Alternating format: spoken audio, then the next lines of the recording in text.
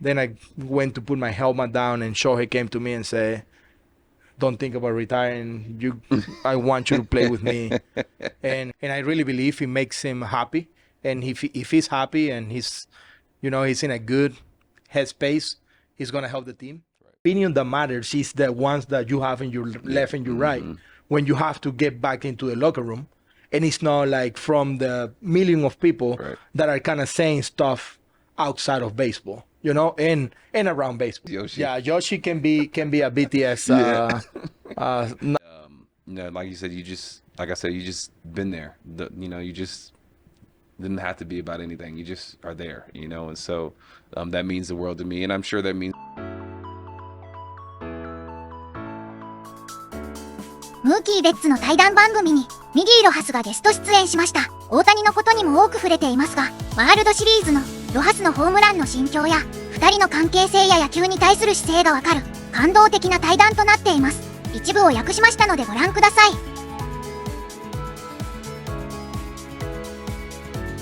Shohei, I think it came out that he was going to be able to pitch in September. That's going to help. That's going to help the boys out a lot. I really think he loves pitching. I really think, seeing him this year made me understand how much he loves pitching, and so what do you think from that perspective? Yeah, Shohei is a different guy when he's able to put his glove on and go out there and throw, and I really believe it makes him happy.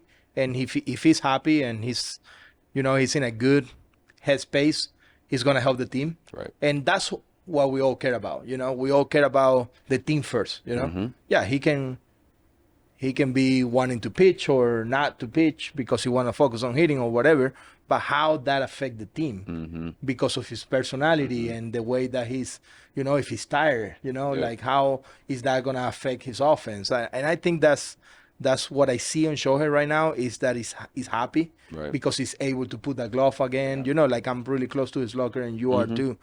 You always see him messing with that glove all the time. And put it like right here and started like to put a baseball in it and started cleaning his glove.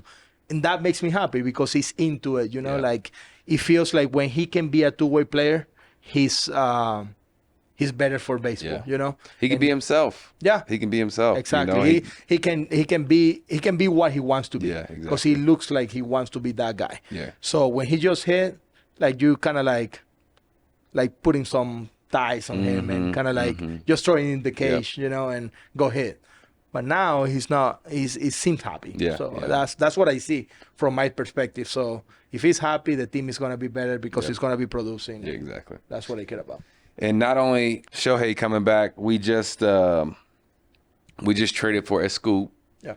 For those who don't know who Skubal is, that's Skubal. Miggy Rowe on the mic. What were you? You were just saying Scoob. Yeah. But you said Skubal, and I think it stuck. So now his name is Skubal. And having him, what is he? From my perspective, what he's brought to the locker room. Coming over, and that's gonna be tough. He spent 6-7 years over there, and in Detroit, and now he's come over, and it took him a little bit. He was quiet for a little bit, and now he's showing way more personality. He's talking, he's hanging out, having fun. He's really become a part of the boys, and he's added a really good element of team to the locker room. And so I want to hear from your perspective, like what you've seen him add. Yeah, on top of the rotation. Scoop came from my broken English, I think. Because I remember what I asked him on the bus was how you want us to call you. Yeah, because I call him in the mic, and we all know he's a back-to-back Cy Young winner and all that. Sure. He's not gonna be doing the same stories on the bus for the boys than rookies or whatever. But I just wanted to give him the opportunity to feel comfortable and get with the guys, and because I don't know how I'm gonna be calling him when I'm playing second base behind him. It's Tarik or Skubal. Yeah, you can't say Let's Tarik. go, keep going, Tarik. So so he told me that I can call him Scoop, and I say okay, Scoop. And Scooby-Doo Papa, it is now, Papa. And I played that song for him. I thought it was funny, but yeah, he the last couple of weeks it's been, I bet it's been a lot for him because one of the best pitcher in the league and one of the biggest pieces traded ever, you know, and at the deadline, come to the Dodgers, have to face all the, you know, all the criticism and noise and all that is nowadays in social media. Everybody has something to say, you know, and everybody wants to recap the game after the game and tell you how bad you're doing or how good you're doing and if they like you or not, you know, and that's really hard. Coming into this market after playing for Detroit for a long time, this is different, you know.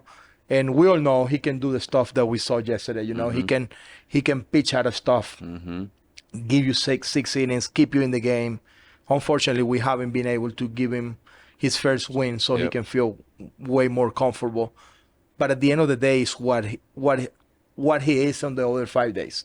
And that's what I really think about starting pitchers. You know, starting pitchers can actually impact the team all the days, not just the day that they pitch. You know, so he's always involved. It's always in the dugout.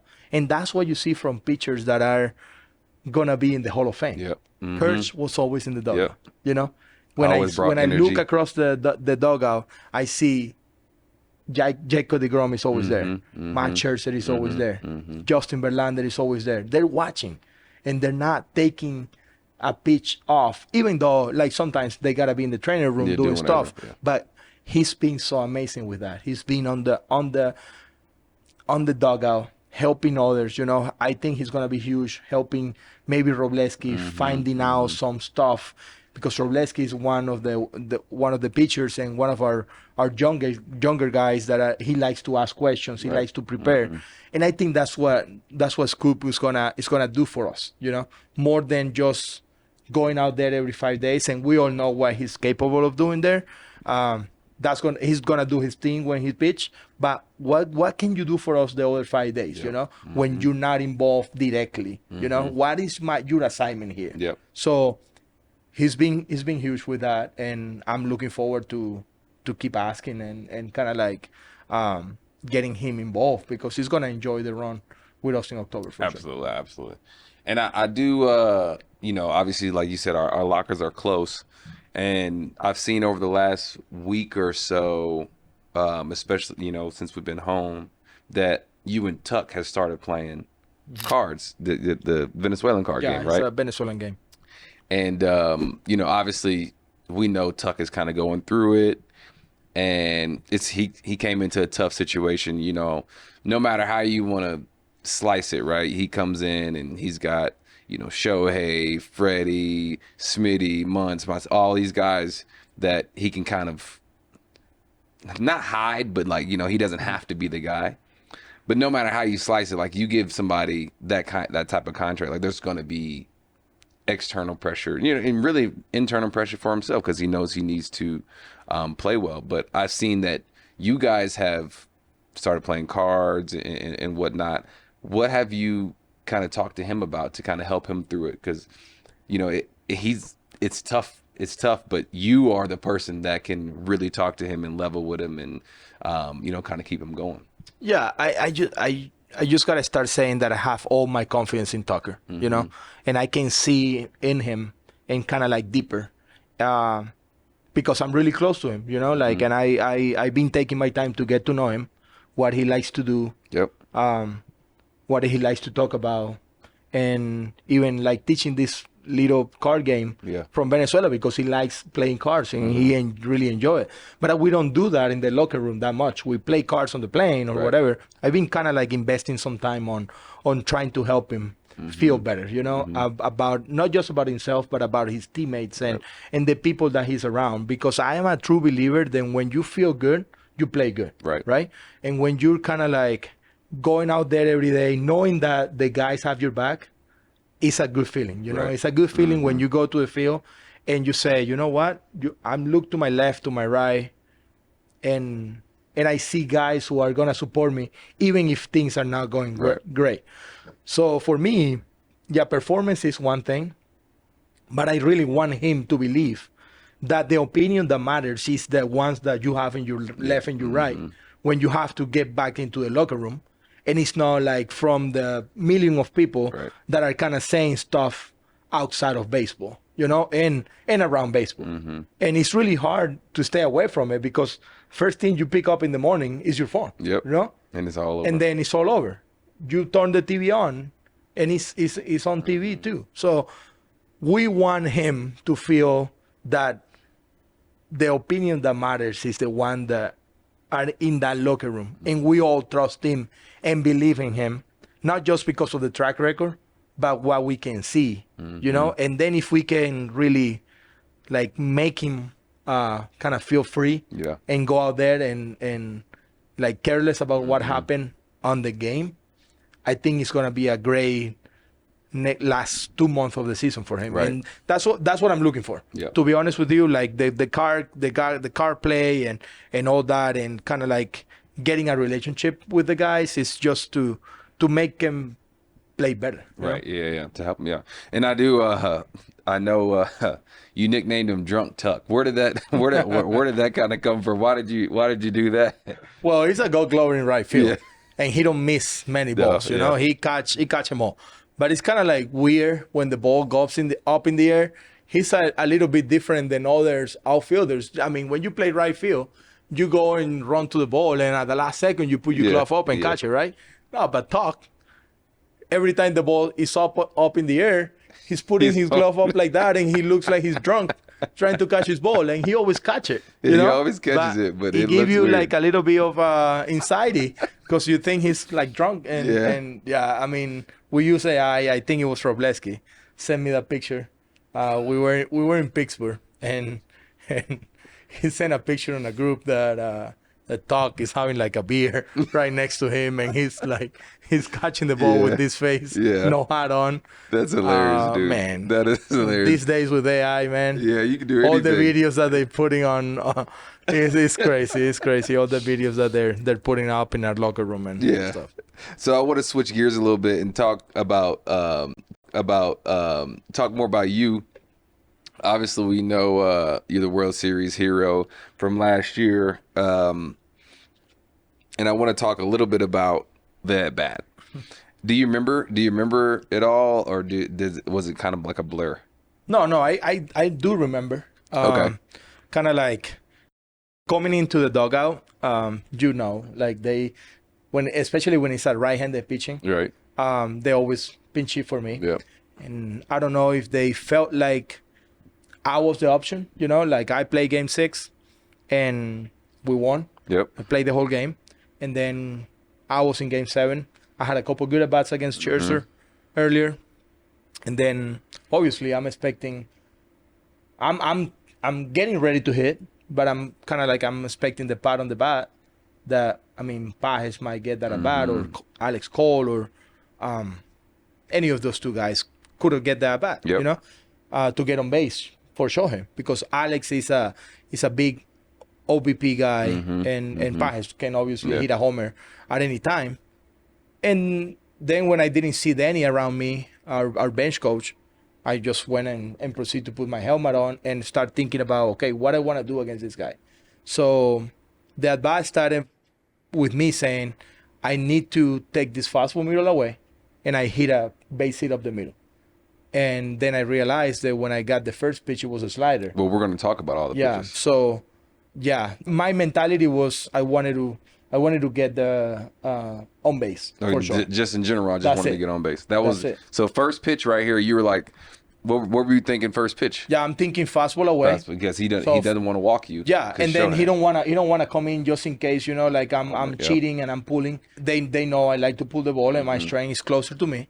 So I feel like, okay, if I'm pitching in this situation, it's a fastball away. Yeah. Let him take his single if he wants to, and then move on, and then take the chances of him ground out to second base or something like that. So I was kind of like put all my faith that I was going to get a fastball middle away and shoot it up the middle, and you see that slider came out of the same tunnel, and kind of like it was a pretty good pitch.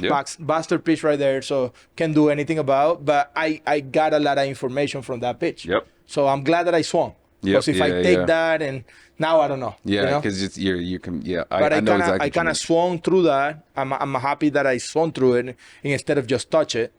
And then after that, I say, okay, now I know where the slider is. Yep.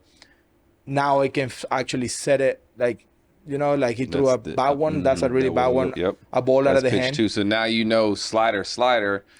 At this point, you're probably thinking like, okay, he's got to throw a fastball at some point, right?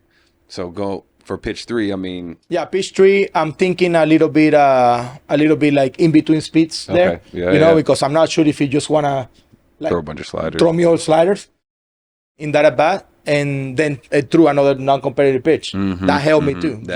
Like when a guy throw you a non-competitive pitch, your confidence get back up. Because it's not he's not really like painting or locating this fastball. So this fastball right here gave me the confidence. Oh, I see 97. So 97 right there. I saw 97, and it didn't feel overwhelming. Like I didn't feel overmatched anymore. So I said, okay, I can let the ball travel. And that's what happened these next 2 pitches. So I'm thinking fastball, but I'm thinking like let it travel.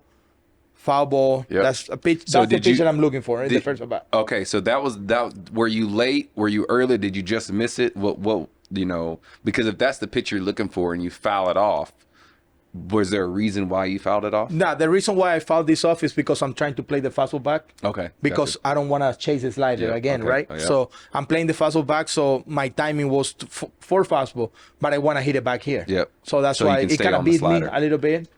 And I think that's the reason why I hit the slider for a home, because I'm hitting this fastball back here. Because if I'm thinking, okay, let's catch this fastball out front or move it forward up the middle or left center, I'm probably going to be compromised with the slider, right? So hit it on the that's ground. exactly what happened there. So I say, you know what? You're not going to beat me with fastballs. As soon as this pitch is pretty much middle. But I'm okay doing that. I'm protecting against everything, So that's what I'm thinking there. So 2 strikes, I'm thinking you're not going to beat me with a fastball. I'm just going to be able to like hit it back here. And once you have that thought, like, okay, you're not going to beat me with the fastball, there's like this confidence that you have in the box, because it's like I can foul off your best pitch. Now anything else I'm going to be on time for, right? That's what I would think. And that's why this slider, this next pitch. Yeah, slider open in here. From the side, it didn't look as high as it does from the front. From the side, we were like, oh my gosh. But now obviously ball, you took it and you were very confident in the take, obviously. From the front, I was, because I felt it close to me, right? So the slider didn't do what it's supposed to do there. So stay up and hung a little bit, but it was gonna be really hard for me to swing at that pitch. Even if he catch a corner, can't do anything about it. There's no way for me to pull the trigger on a pitch like opening like that. So I mean, I'm glad that Jordan Baker behind the plate made a good call there, because he could easily call that a strike, especially with that guy behind the plate. Kurt, he's really good at framing. So I mean, I felt it like close to me and kind of up. That's why I didn't swing. And then 3-2 count. 3-2, the pitch. Homer. And when you hit it and you saw, like, I mean, when you hit it, you pretty much knew that's a homer, right? Yeah. What was going through your mind? Yeah, I mean, as soon as I get the pitch, I felt like I put a good swing on it. I see the ball flying, and I'm kind of like running to first base, and I see all of this after. But what going through my mind is, okay, we just tied the most important game of our life. We or you? Because like I mean, obviously we did, but like I'm talking about for you. Like, I mean, I'm thinking team everything first every time. Gotcha. But what is going through my mind is kind of like the support of my family and my wife being there, my kid being somewhere in that stadium with 40,000 people jumping around, like I'm thinking about Aaron, I'm thinking about Amber, I'm thinking about my wife. She just told me like 2 or 3 days before that wait for your moment. Something really special is going to happen to you. Just don't give up, just keep going out there and work. You're going to hit a home run. You're going to do something big for the team. And you can see it right now because you're not really in there. But I just want you to keep going. And that's what I'm going through. But then I kind of came back to earth and said, you know what? We haven't win. Right. So it's a tie game. I need to lock it in because we're gonna have to play defense after this inning. So, and then when I'm like, everybody's excited. Obviously, we tied the game with 1 out left in the World Series, and I'm going in the dugout and I'm seeing Blake there. Blake Snell is pitching, right? And he's like straight face, ready to go next inning because he knows he have to throw a 0. Yep. If not, nothing nothing of this matters. So it was a special, and obviously I got a lot of things going through my head. Then I went to put my helmet down, and Shohei came to me and said, "Don't think about retiring. I want you to play with me." And I mean, a lot of things happened in that moment that makes me feel that it kind of like is what I always wanted. To do in baseball, I mean, that's what you dream about. You know, you dream about in the backyard. That's what that's kind of what we're doing when we're young. You know, and you got to do it. You're right. In real life in the big leagues. You know, from my perspective, when you got down to 3-2. I was like, walk him. Yeah. I hope he throws a slider in the dirt. Walk him. The last thing I was thinking, and this is obviously, I'm not taking a shot at you, but the last thing I was thinking is like, you're about to hit a home run because like that's not like a big part of your game, and you hadn't really played. So like the chances of you hitting a homer are like slim. So I'm like, just walk him, get on base for Shohei, right? And so then you hit it. I'm like, oh my gosh. And then that's why, everybody reacted, because it's like when you get, as you know, like when you get something like that from someone or from something that you're not fully expecting, that's like you're kind of playing with house money at that point. Like once you hit the homer, I was like, we're going to win this game. Yeah. We're going to win this game. And so then, but anyways, now refocusing, going back out on defense, right? We get into a little situation, obviously, and then I know you kind of spoke before, like you don't even like watching the play. I don't like watching this play. So why don't you like watching it? Because the ball could have like easily going away from me because it was a tough hop. Actually, I said that I took the bad route, and the bat like I didn't read it the right way.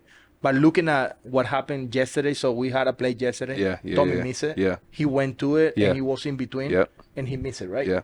So I felt like that could have happened to me. So running it back in my mind, because I'm always like running plays in my mind, like wanting pitches back at the play, running the play back in my mind. A lot of things could have happened. For us to lose the game, and especially for that turf, because people. Uniform. So before I let you go, obviously you're the Aux guy and so many artists, right?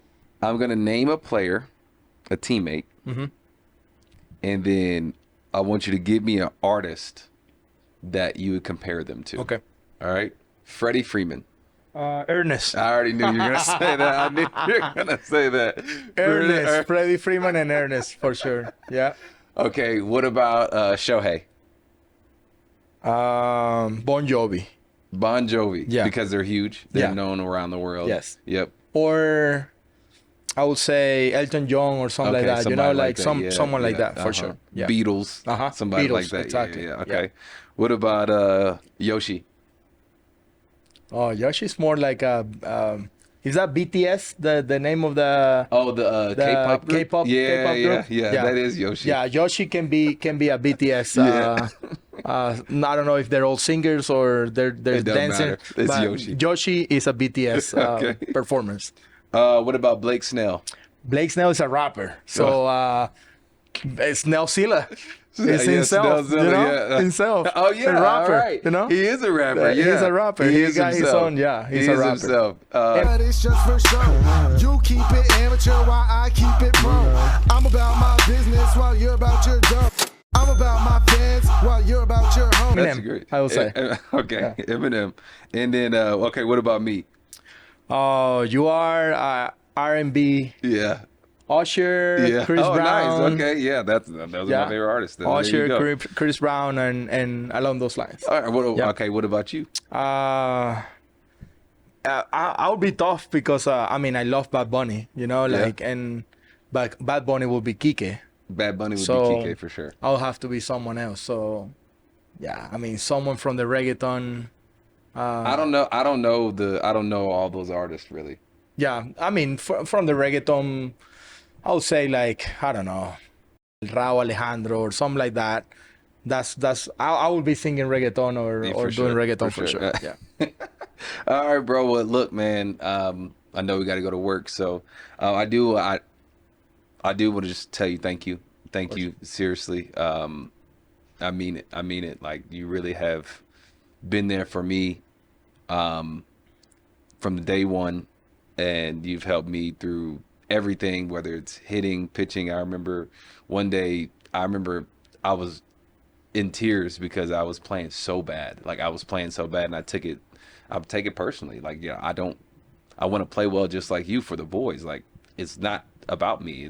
I want to win, And so I remember you just coming up and talking to me in that situation and, making me feel okay. Mm-hmm. And, like you said, you just been there. You just didn't have to be about anything. You just are there, And so that means the world to me. And I'm sure that means the world to all the boys, and Tuck and, just everyone. And so I just want to tell you thank you for everything that you do. And then thanks for coming on the show, man. For sure, man. Sir. It's my pleasure. I'm a fan of the show. I always watch my kid. Aaron is excited, even though it's really hard to make him say hi to you every single day like we're supposed to. But I just want to tell you that he loves you, and he loves everybody in that locker room. He's just like a different personality when it comes to social and socializing with people. But it's my pleasure, Mook. Yeah. And thank you for having me on. I know we got a lot of things in common for the future, and we're going to work together. And I just want you to know that I'm not going to stop being here, even if I'm done playing.